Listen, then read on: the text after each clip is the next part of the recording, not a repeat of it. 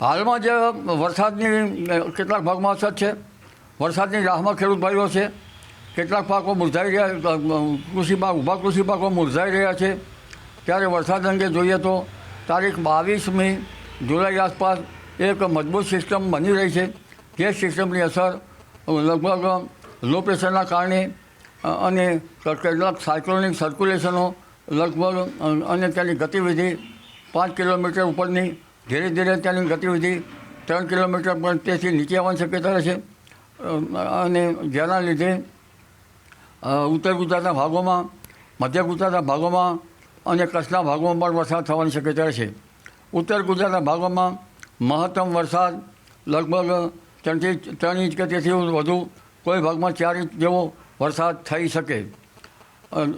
અને લગભગ મહેસાણાના ભાગો, સાબરકાંઠાના ભાગો, અરવલ્લીના ભાગોમાં પણ ક્યાંક ભારે વરસાદી ઝાપટાં પડી શકે અથવા ભારે વરસાદ થઈ શકે. પંચમહાલના ભાગોમાં પણ 3 કે 4 ઇંચ જેવો વરસાદ થઈ શકે. આ ઉપરાંત વડોદરા વગેરે ભાગોમાં, મધ્ય ગુજરાતના ભાગોમાં 4 ઇંચ કે તેથી વધુ વરસાદ થઈ શકે. જો સિસ્ટમ મજબૂત હશે તો 5 થી 6 ઇંચ જેવો વરસાદ થઈ શકે. આ ઉપરાંત પંચમહાલના ભાગો, છોટાઉદેપુર, દાહોદ વગેરે ભાગોમાં પણ ભારે વરસાદ થઈ શકે. એટલે હવે વરસાદી વહન જબરું આવી રહ્યું છે. લગભગ તટભાગો તરબોળ થશે અને ઘણી વખત તળાવોમાં પાણીની આવક પણ થવાની શક્યતા રહેશે. મધ્યપ્રદેશના ભાગોમાં ભારે વરસાદ થતાં નર્મદાના જળસ્તરમાં વધારો થવાની શક્યતા રહેશે. સાબરમતી નદીમાં પણ પાણીનો આવરો આવવાની શક્યતા રહેશે.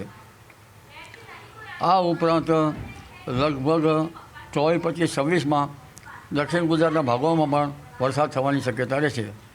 અને આ દિવસોમાં 25, 26 કે તેનાથી 1-2 દિવસ વધારે ભારે વરસાદ દક્ષિણ ગુજરાતના ભાગોમાં થવાની શક્યતા રહેશે. એક ટ્રફ લાઇન પશ્ચિમ ઘાટમાં બની રહી છે, જેના લીધે દક્ષિણ ગુજરાતના કેટલાક ભાગમાં મહત્તમ વરસાદ 6 ઇંચ કે 8 ઇંચ કે તેથી વધુ થવાની શક્યતા રહેતા નાની નદીઓમાં પૂર આવવાની શક્યતા રહી શકે. આહવાના વલસાડના ભાગમાં વરસાદ થઈ શકે, નવસારીના ભાગમાં વરસાદ થઈ શકે, સુરતના ભાગમાં પણ વરસાદ થઈ શકે, ભરૂચના ભાગમાં પણ વરસાદ થવાની શક્યતા રહેશે. એટલે કેટલાક ભાગમાં ભારેથી ભારે વરસાદ થવાની શક્યતા રહે. સૌરાષ્ટ્રના ભાગોમાં પણ વરસાદ થવાની શક્યતા રહે.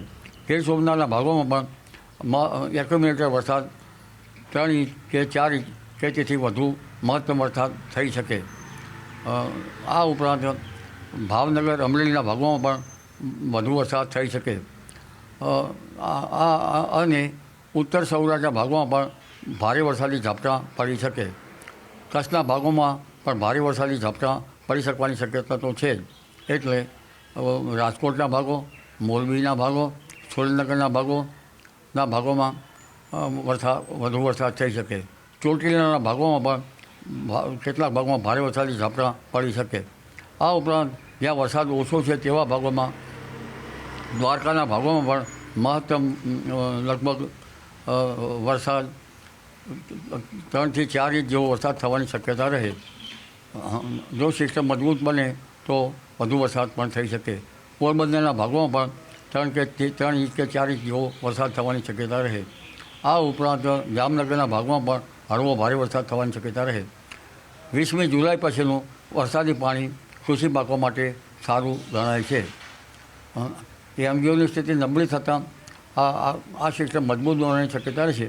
અને આ માસના અંતમાં પણ એક સિસ્ટમ બની શકે. એટલે તારીખ 27 થી 30માં પણ સૌરાષ્ટ્રના, ગુજરાતના કેટલાક ભાગમાં વરસાદ થઈ શકે. આગામી 48 કલાકમાં પણ દક્ષિણ ગુજરાતના ભાગોમાં ભારે વરસાદી ઝાપટાં પડવાની શક્યતા રહે.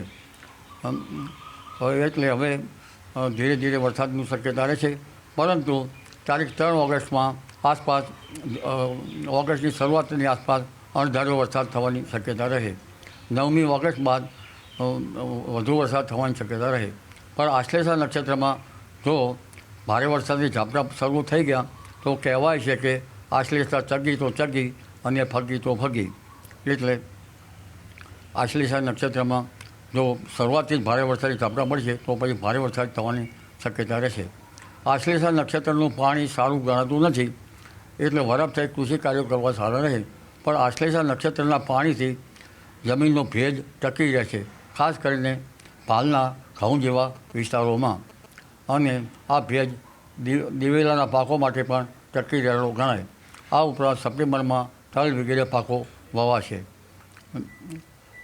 ઓગસ્ટ માસમાં પણ લગભગ આયોડિન સાનુકૂળતા રહેવાની શક્યતા રહેશે. અને ઓગસ્ટ માસમાં લગભગ એમ જેવો કદાચ આવે અથવા તો સાનુકૂળ ન આવે તો સાનુકૂળ પરિસ્થિતિના કારણે પણ ઓગસ્ટમાં પણ સારો વરસાદ થવાની શક્યતા રહેશે. મઘા નક્ષત્રમાં પણ વરસાદ થવાની શક્યતા રહેશે. એટલે ઓગસ્ટમાં ભારે વરસાદ થવાની કોઈ ઠેકાણે શક્યતા રહે.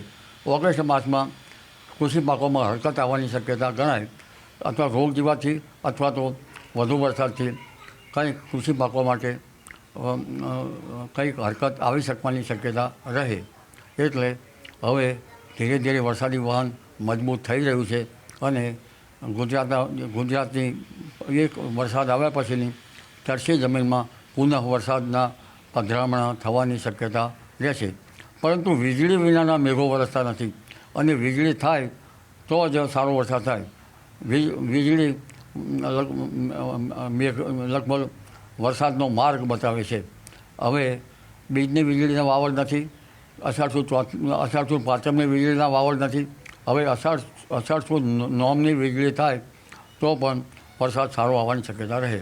તો ગુજરાતના ઘણા ભાગોમાં ભારે વરસાદ થવાની શક્યતા તો છે જ, પણ દક્ષિણ ગુજરાતના ભાગોમાં કેટલાક ભાગમાં 8 ઇંચ કે તેથી વધુ વરસાદ પડી શકે.